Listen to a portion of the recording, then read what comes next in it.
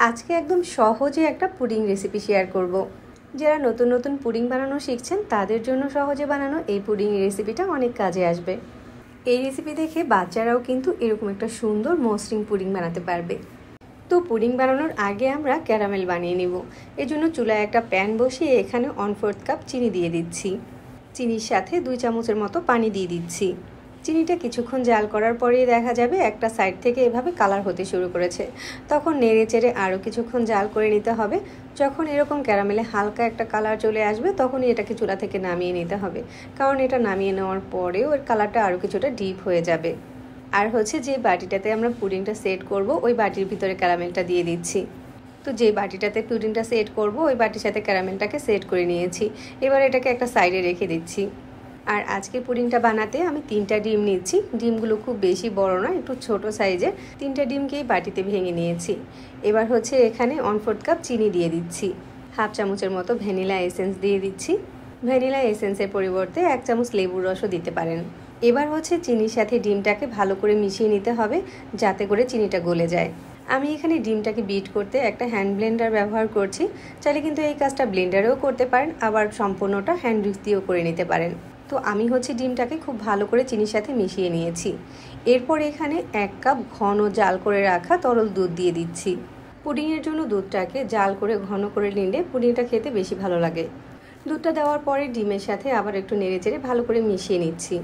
এরপর যেটা করতে হবে, পুডিংয়ের মিশ্রণটাকে একটা ছাঁকনি দিয়ে এভাবে ছেঁকে নিতে হবে। ছেঁকে নিলে পুডিংয়ের রেজাল্টটা ভালো পাওয়া যায় আর অমসৃণ থাকে না। এখন পুডিংটাকে ভাপে বানিয়ে নিব। চুলায় একটা কড়াই বসিয়ে তার ভিতরে 2টা টিস্যু পেপার দিয়ে দিচ্ছি। আর পুডিংয়ের বাটিটাকে এর ভিতরে বসিয়ে দিয়েছি। বাটির সাথে কোনো ঢাকনা থাকলে বাটিটাকে ঢেকে দিতে পারেন, আর না ঢাকলেও চলবে।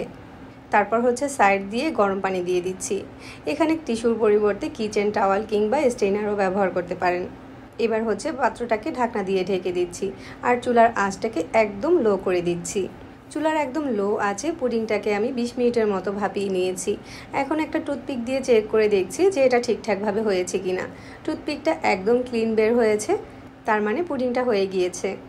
পুডিংয়ের সবথেকে বেটার রেজাল্ট পেতে এই বাটিটাকে আমি এই গরম পানির ভিতরেই আরও 10 মিনিটের মতো ঢাকনা দিয়ে ঢেকে বসিয়ে রাখবো। তারপর পুডিংয়ের বাটিটাকে বের করে নর্মাল ফ্রিজে রেখে দিব 1 ঘন্টার মতো। হাতে সময় বেশি থাকলে সারা রাতের জন্য পুডিংটাকে ফ্রিজে রেখে দিতে পারেন। ফ্রিজ থেকে বের করে পুডিংয়ের চারো সাইডটাকে একটু আলগা করে দিচ্ছি আর একটা বাটিতে ঢেলে শেয়ার করছি। পুডিংয়ের উপরটা অনেক বেশি সুন্দর আর মসৃণ হয়েছে, আর ক্যারামেলটাও একদম পুড়ে যায়নি। এখন চলুন কেটে শেয়ার করছি পুডিংয়ের ভেতরটাও কতটা সুন্দর হয়েছে। প্রতিটা স্টেপ ফলো করলে কিন্তু পুডিংটা এরকম স্মুথ আর সুন্দর হবে।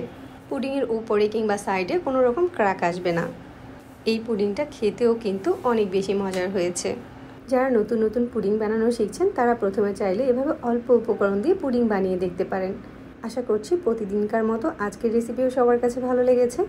যাদের কাছে আমাদের সহজ রেসিপিগুলো ভালো লাগে তারা চাইলে আমাদের পেজ ফলো করতে পারেন আর চ্যানেল সাবস্ক্রাইব করতে পারেন। সবাই অনেক বেশি ভালো থাকবেন। আল্লাহ হাফেজ।